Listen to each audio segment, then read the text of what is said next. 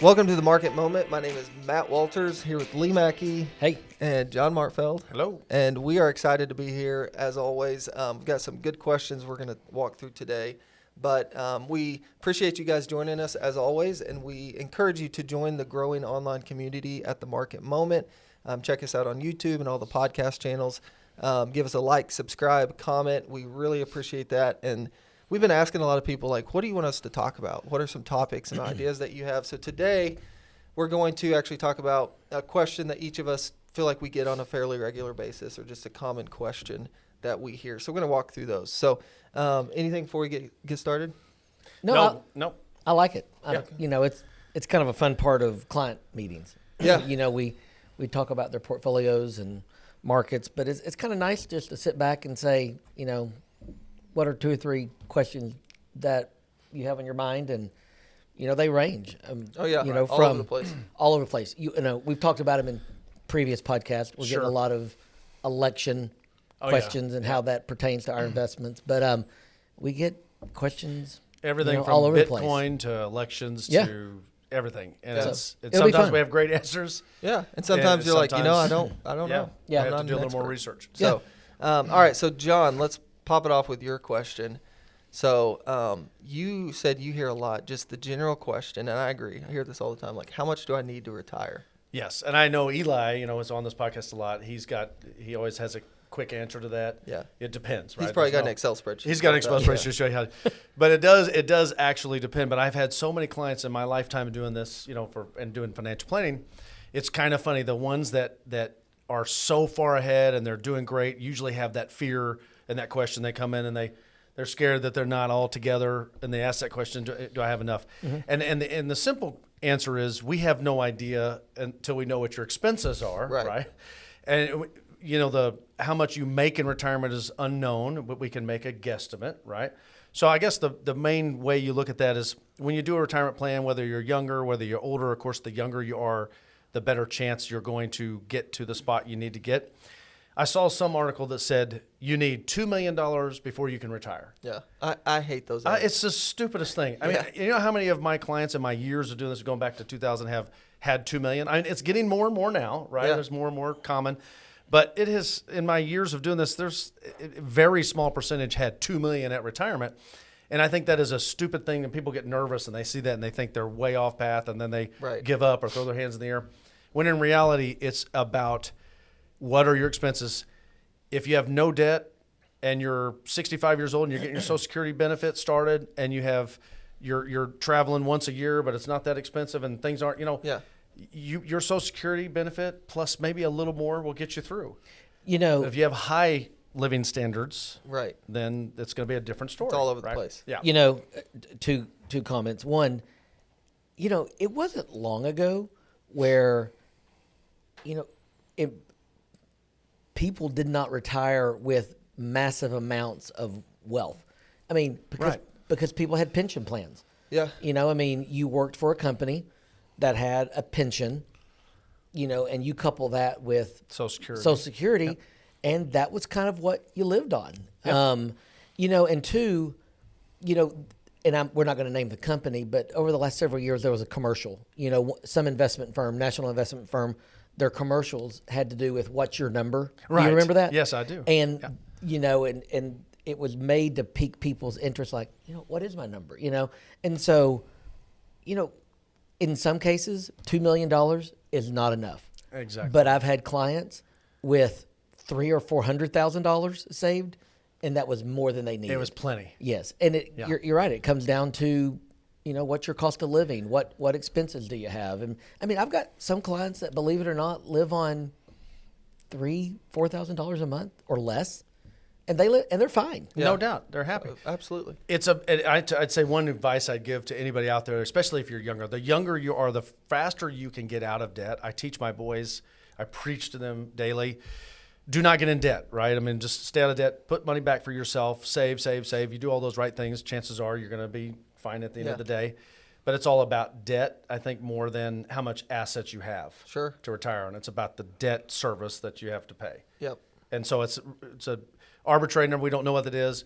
Obviously, for every single person, it's different. but it's not near as scary as I think the world has made it out to be. That you have to have a certain amount. It's about. What we're, I like what we're I like talking the about. question that we ask when someone comes in. Not saying it's the perfect question and it's the most applicable in every situation, but I think it's a lot better than like, hey, what number do we need to get to? If somebody comes in and they're approaching retirement and they're like, hey, can I retire? We back into, hey, what kind of rate of return do we need to make to Yeah. make your plan work? Yeah. And then we calculate that, and then you very quickly know, is that realistic, or how doable is that? Right? If you need a 24% annualized return, then it's like, okay, we're not there yet. No doubt. But if you Yeah. back into it and you're like, hey, we need 5-6% a year, then the total number, is we're there, and you know that it's achievable and it's doable and we're on the right track. So I think the way that question is presented is just kind of misleading, in that's like Yeah. the most important thing. Well, and Yeah, I think we yeah. live in a society, sadly, probably, that puts some value, non-numerical, on your number. Oh, for sure. I mean, mine's 4 million. Right. Well, my advisor told me I need to have 7 million. Right. And so we've kind of assigned this level of prestige to this so-called number that I need. When in reality, Matt, you're exactly correct. I mean, it's more of like, hey, let's meet your needs, and let's not worry about a number. One thing I found, kind of with my parents, when they retired, leading up to retirement, they were concerned with how much money they had, how much they had accumulated in their retirement accounts. But when they retired, the amount that they had became a lot less important than how much money they had coming in. Mm-hmm. And Sure. I mean, really, if they had enough coming in every month to meet their needs Yeah. and then to do some fun things, they didn't really care really what the totals were in their investment accounts. Yep. It was their, Yeah, it's an income problem. it became an income issue. Yeah, Exactly. absolutely. Exactly. Yeah. And so kind of taking that and going into the question that I hear a lot, and me and Eli were actually just talking about this, so they go hand in hand, is, the question I hear a lot, or people are wondering, is like, how should I be invested as I get Right. close to retirement and into retirement? And me and Eli were having this conversation, it was, we were talking about the number. So, Yep. what's that number? How much do I need to retire? And it's like, let's say you hit that number, okay?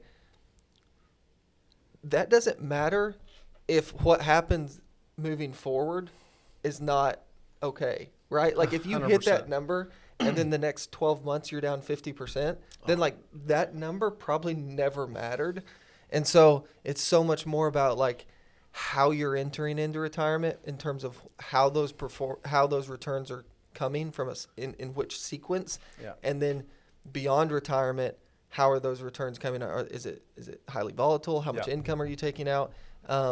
And so to kind of answer the question on like how you should invest in retirement, it's understanding what you need, what kind of rate of return do you need, and then trying to get that rate of return in a reasonable fashion, right? Taking the least amount of risk to get Yeah. your needed rate of return, because we've all seen the charts where it's like you can average 7% in a bunch of different scenarios using a bunch of different returns and sequence of returns, right? And the average can come out to 7%. But when you look at it from an income perspective and taking money out, it can be very, very different in terms of the order in which those returns happen. It's a huge, I've talked about, and I'll shut up because I'm rambling, but I've talked about, a lot of people that have worked with me have heard me talk about the retirement red zone, talk about the 5 years before retirement and the 5 years after. And those 10 years being the most crucial years from a volatility perspective. And if you do the analysis and look at what is the worst 10-year period to have a major downturn, is right before retirement and right after. Because Sure. as you get older into retirement, your time horizon is shrinking. And so you can actually just, based on the math and the analysis, you can afford to get more aggressive. Because Right. you're not trying to fund Right. a 30-year retirement. You're trying to fund a 15-year retirement, right? And so kind of bringing it full circle, how should you invest? It's really, when you're approaching retirement and in those early years, it's in a pretty conservative fashion if you can, as long as you can still achieve that needed rate of return. Okay, I love what you're saying. So I've got an example. in the old days, it used to be $1 million. Yeah. When I first started in the industry, it was if you got to $1 million, you could retire happy, right? I had a client that came to me, and this is goes on your point. 2007, it was before the financial crisis. Hit $1 million, was 55 years old, decided to retire because they was told his whole life that that's the number.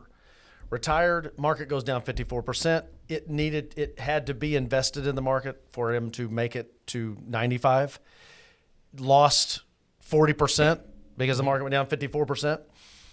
Had to go back to work, and it was if he would have retired with the same situation in 2009, March 7th, 2009, he would have made it because the market's ballooned from that point. So it's sometimes that average number return. It depends on timing of when.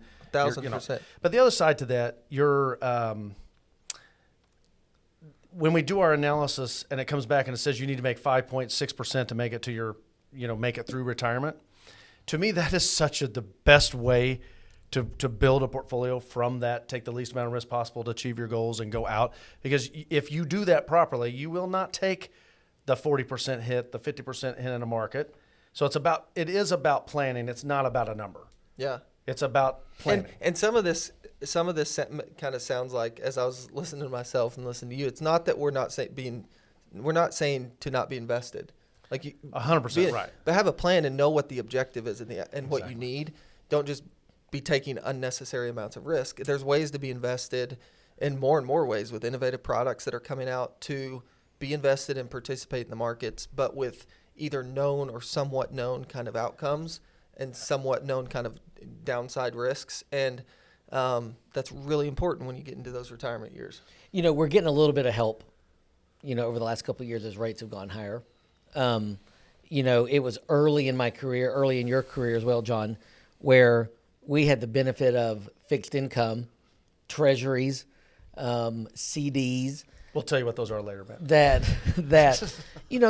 paid 7, 8, 9, 10%. Right. And so, we could theoretically put people in a big healthy amount of fixed income and Avoid the market. Spit off. Yeah. spit off 8 to 10%, in income. Those days quickly evaporated. And so then we were left to trying to generate, this magical 4 or 5%, yield, if you will, or total return. And it became much more difficult Yeah. for, because those clients would come to us thinking, I need 5%. In their mind, they're thinking, I have $1 million, that's going to spit off $50,000. Yeah. And the world changed. I mean, it changed very quickly. And so, over the last couple of years, we're kind of getting some of that back where we're getting some help from fixed income and CDs and treasuries. Right. But it is interesting. The mindset of, do I have to go completely conservative when I hit that magical age of retirement? And the answer is, it depends. Yeah. You could. It's just be smart. I think just know if you're 30 years old and you're investing in your 401k, I highly encourage, if you're aggressive, if that's your risk tolerance, be aggressive, right? I mean, that's the time to buy more shares every month as the market goes down, because you're buying shares every paycheck or whatever. When you get to retirement, you're no longer buying shares, right? You're retired. You're counting on that. So that becomes an issue. Right. Doesn't mean you still can't be aggressive if that's your risk tolerance and so on, but you need to know your percent that you need to make a return, and we are there to guide you to not let you make drastic mistakes. And I think as people live longer, if somebody says, "Hey, I'm getting to 62 and I can take Social Security, I'm out," they still may live 25, 30 years. 30, yeah, and exactly. It's a long time. They may have more years in retirement than they did working. Right. And so you can't just turn off the spigot from a growth standpoint and expect it to last. You're asking your assets to do a lot. Absolutely. For a long Yes, period of time. yes, And through yes. various market cycles and economic cycles and interest rate changes. And and that's the hard that's the hard part. And there's inflation to take into consideration, right? There's future healthcare changes. Like your income needs now aren't going to be your income needs in 10, 15 years. They may be less, they may be more. Right. And I think it's a really interesting conversation, and there's so many different paths we could go down to get into And the so many weeds. scenarios that Well, could go. and so it's many and it's a different ways. question that we get a lot. It is, yeah. Yeah, and And that's why we don't have just, if you we don't come have a and see- stock answer. Yeah, there's not a cookie cutter approach, Right. Where it's like, hey, you come in, you're 55 to 65, this is what you do. It just doesn't work that way. I tell you who wins in this though. Those that get planning, and they get regular meetings to make sure they're on track on their plan, they win. Sure. Those people make it through the rest of life because there's no surprises and they don't have to worry about reality. Like being emotional, letting emotions take over. If you have a team that works together, that gets you through retirement. Those people succeed. Yeah. Those that try to do it themselves and get themselves in emotion takes over, I think that's where you could run into trouble, especially if you have like a year like 2008. Yeah, and a good advisor, this is coming from mine and Eli's conversation too. I think a good advisor, especially for someone who's approaching or nearing or entering or in retirement, it can be, I'm not saying it can't be, but generally speaking, it's not about, hey, I'm going to work with someone, this person over there, because they're going to maximize my returns. Like, because they're going to get me better than S&P 500 returns. It should be about planning and getting you the needed returns that you need in as steady and smooth a way as possible, and managing the risk and not letting you do stupid stuff, because we all do it, ourselves included. Sure. And so, but I think a lot of people look at like, well, if I'm going to work with an advisor or investment manager or whoever, like their sole job is to make me more money. And if that's your sole objective, then that's true. It could be. But for a lot of people, that's not it. That's one of the biggest mistakes made. When you are chasing a return, right? And that happens a lot. Say you have to make 6% to make it through retirement, and the S&P makes 18%, and you make 8%, and you're upset about not making the 20. The problem with that philosophy is that we move you to taking the risk of that 20, and it goes down 20 the next year. What's the situation then? Right. Right. So that's a great point. I think it's about having a great conversation with people that we do and doing the planning and setting the expectations of why we're doing the investment we're doing.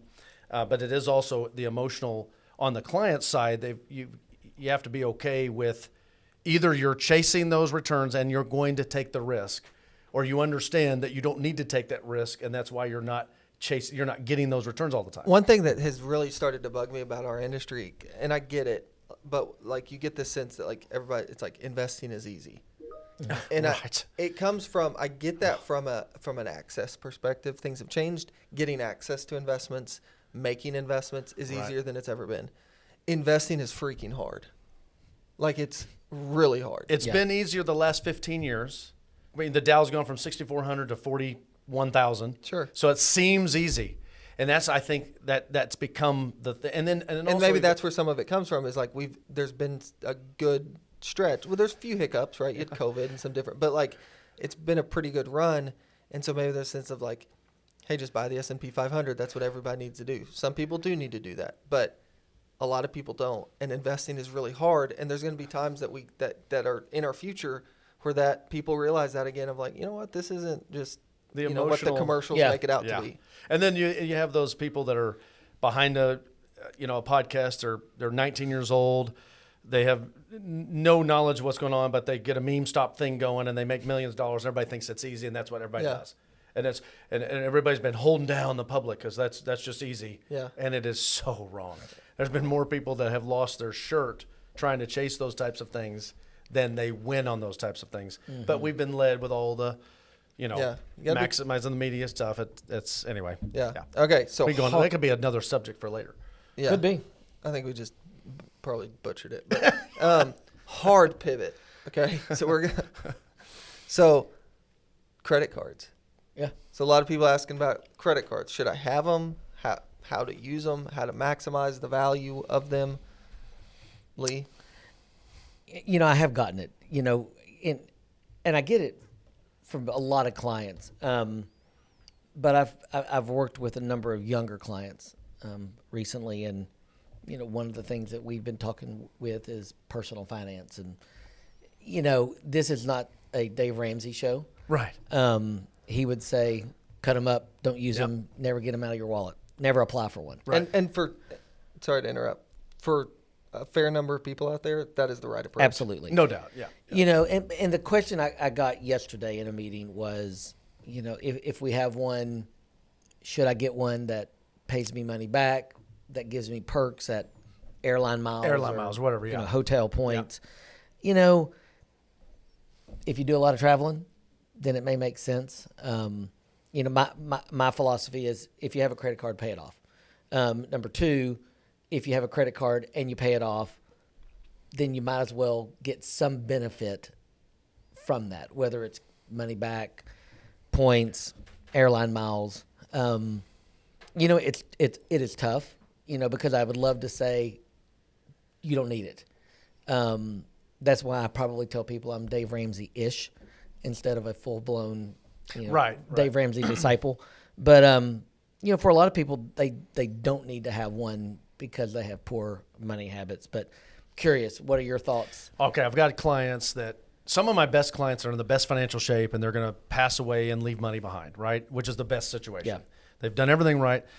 It's amazing. They're very frugal. Like one of the common themes I see is like the frugalness of clients that are going to make it. Like that's one of the common side things. But I have one particular that puts every single thing they purchase on a credit card and they pay it off every single month and it gives them money back. She comes in and cashes her check in and deposits back in her account the money she gets back from the credit card. Because she's paying it off every month, the interest does not grow, it doesn't accrue, it doesn't create a problem. But you still get the credit. That's discipline. It is discipline. It takes discipline. But she gets money back, and it's thousands of dollars a year that she gets back that's free. And in her mind, that's just free money. And I totally agree.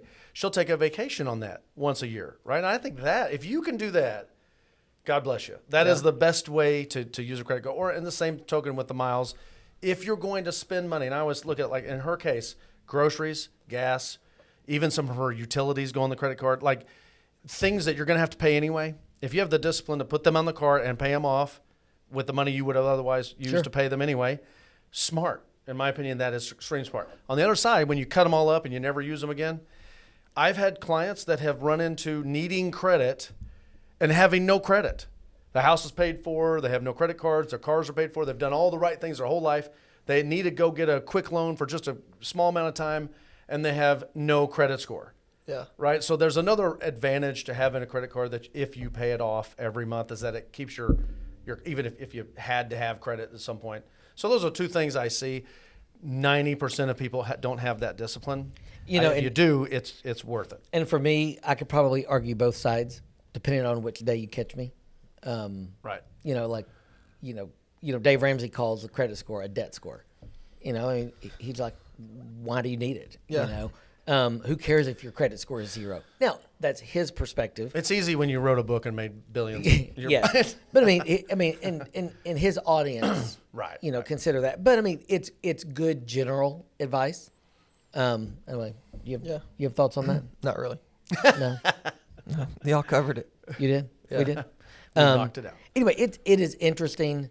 You know, lately I have met with a number of young married or newly engaged couples, and it's exciting on one hand because they're just getting started.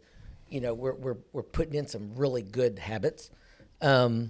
You know, and so that it excites me for that next generation of, okay, if we can somehow one person, one couple at a time begin to change, you know, kind of how things are going. Because as we've talked about, and Eli probably knows it to the penny, you know, credit card debt has swelled out of control. It's out of control, I mean, but it's mainly our generation.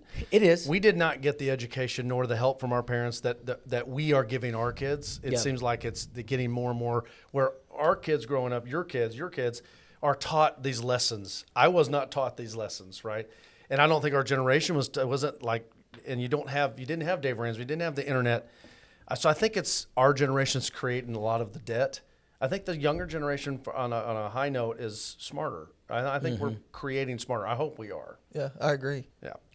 I think so. Good. Thanks, man. Because I'm in the generation under you, so You're like 2 generations under me, probably. yeah, Yeah. you're pretty old. I do agree with that. I think financial education, financial literacy, which I think we're going to talk about in a podcast or two, is more readily available. Oh, sure. And so And it's Yeah. in a lot of ways it's almost like trendy and fun. Yeah, You know, like if you absolutely. look at social I mean, media, like absolutely. there's people like having Yes. fun with it and TikTok which is and- great. I mean, yeah. we do a lot of it here with our data briefs, Oh, yeah. market minutes. We're trying to put out a lot of content and just we just have fun with it, but it's also good information, education for people. And most of what we do, if you truly get down to it, we are educators. I mean, no matter how sophisticated our clients are, Psychologists or yeah, I mean, we Yeah, spend a there's lot a of lot of time. We spend a lot of time educating Right. our clients. and trying to take the emotion out of Yeah. of what we do. Anyway. Yeah. Well, good conversation. Anything to finish up, wrap up? That's No. all I got. No, No, this is fantastic. All right. Well, nothing. I don't even know what I was going to say. all right. Well, as always, we appreciate you guys listening. If you have any topics you'd like us to discuss, be sure to shoot us an email and give us a like, subscribe, and we'll look forward to seeing you guys next week.